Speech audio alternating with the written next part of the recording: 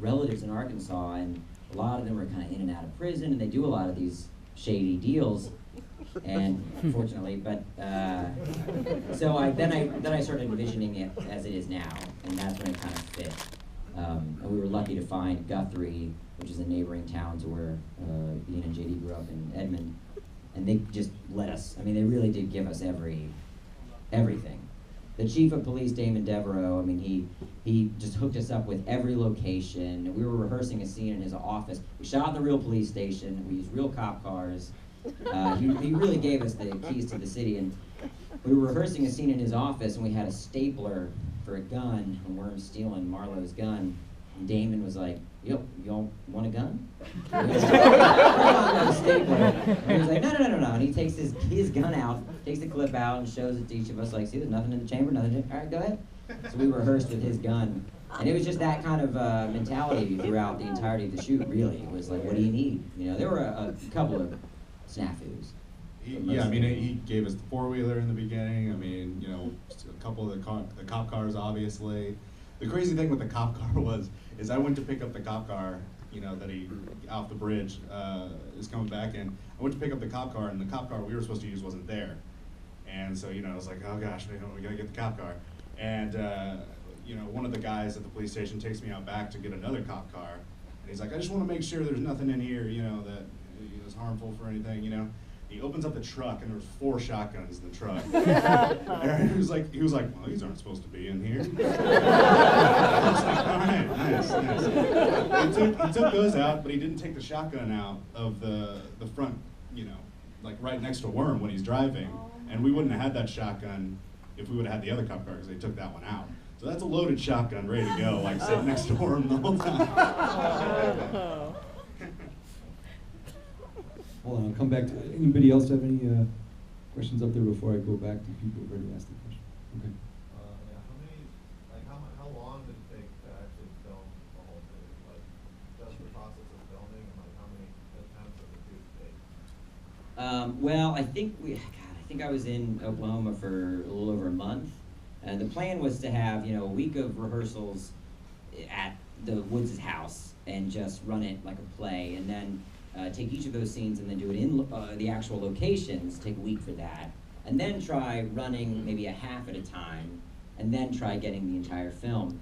But instead it just became, you know, we did the film once because we ran out of time, and it was just incredibly difficult to get in there for the amount of time we really needed to run the whole thing and have all the vehicles, or have everyone holding their blood, or have everything be live. So we, over a month of being in Oklahoma, but we only shot it once. Like, we didn't have anything to choose from. It was this take, or these takes, or nothing. Because the camera overheated, and, you know, we had to do it on that Labor Day Monday. I'm honored to be here. Thank you. We're honored to have people watch it. It's, you know, it's the first time anyone's set eyes on it, so it's awesome for us. Yeah, well, hold on one second. Not knowing the camera well, is there like, can you throw a switch and you have the movie in color as well as black and white, or is it only one thing? Yeah, no, it shoots in color, and we didn't intend to shoot it in black and white or treat it to be black and white until we were in Oklahoma doing tests. And I just tried a black and white test and realized that it should have been supposed to be black and white, because it is a noir, and also it just feels a little more disconnected from reality and a little dreamlike, and I think it makes you think less about GoPro footage, because GoPro is normally very saturated and vibrant, and so that just came out of doing some tests and color treating them. Yeah, but you know, you can shoot you can shoot in color on the GoPro for sure. Where does this film go after SIFF? Like, do you have distribution? Are you going to other film festivals? We're actually next week going to Dead Center Festival in Oklahoma City.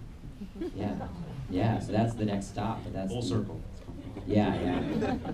So that's the next stop. But after that, you know, we don't know. We'll probably do a screening in LA, maybe just like a private screening, rent out a theater to show a lot of the people that know about the film, the final product. But yeah, other than that, we don't have plans.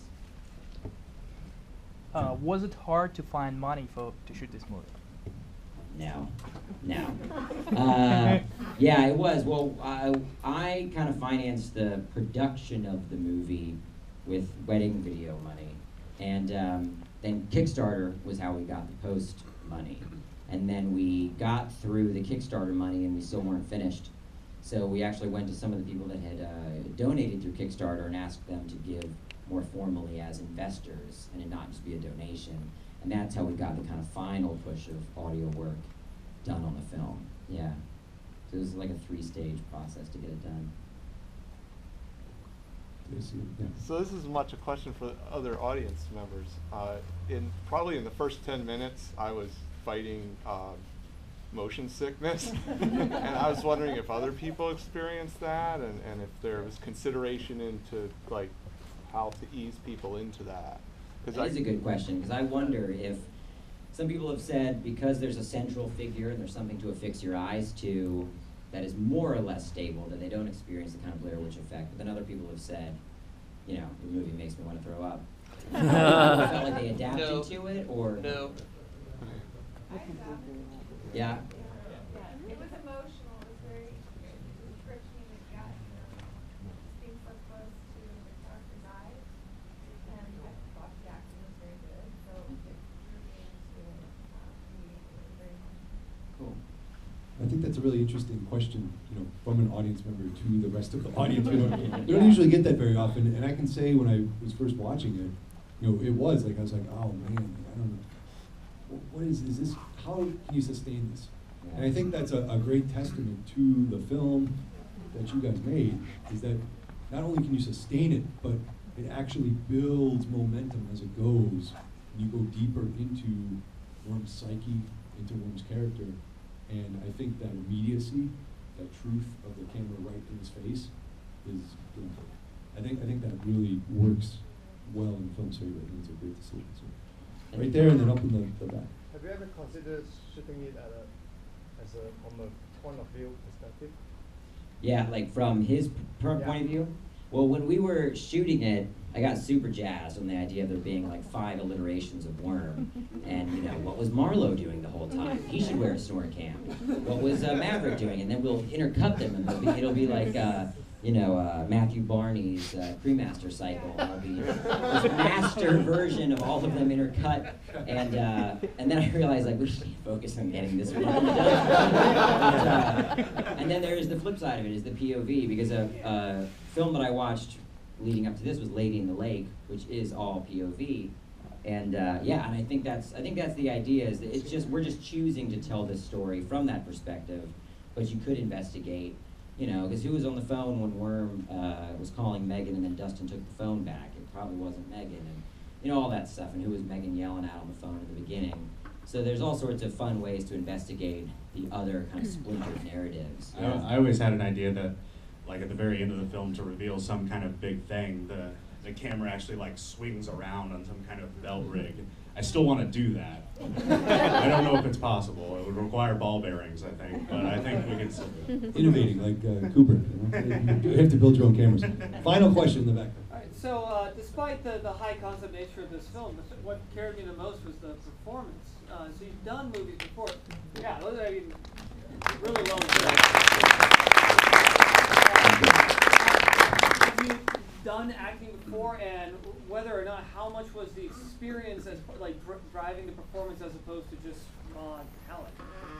I grew up acting on the East Coast and did a lot of theater in DC and Maryland, and then I don't know, in high school started writing and directing more and just lost interest in, I didn't like auditioning. It terrified me. And so I became a bit of a control freak and started writing and directing. But I never really stopped acting, and in film school a good friend of mine would cast me in his productions. So acting's always been kind of running in parallel with directing, and they've never really been separate. And especially for a project like this, the only way to really direct it would be to act it, because, you know, we get to the whiskey pit at the end and there's people there that we didn't expect. So we didn't have earpieces and any kind of like wireless connection to the talent or to whoever was on camera. So you really could only direct the film by performing the film, and that's kind of the point. And for me, a lot of why I wanted to do it was I had grown up doing theater, and that was far more fulfilling than film acting, because I acted in a friend of mine's movie last year, and played a DJ, a dubstep DJ. And I spent all this time listening to dubstep and like really got in the zone. And went downtown in LA to do this. I had like 3 scenes and I got like 1 line out. It was like, "Sup, man? I've heard your jams." I was like, "Cut. All right, we're gonna reset." And I was so unfulfilled. It was like, "We're on DJ mood. Let's do this." I wanted to do something where, yeah, when you were the character until it was over. So the acting definitely drove the concept. And then the concept informed the performance because it was a tightrope walk. If we had a big glitch, then it was all over. If I had gotten impaled when I jumped off the bridge, the movie would be over. So yeah, it was very, very congruent. Everything was kind of running alongside of each other. All right, so that's a great way to end the Q&A here. Thanks again for coming. Let's hear it for Andrew and his team. Warren, and thank you to Sarah and Ryan.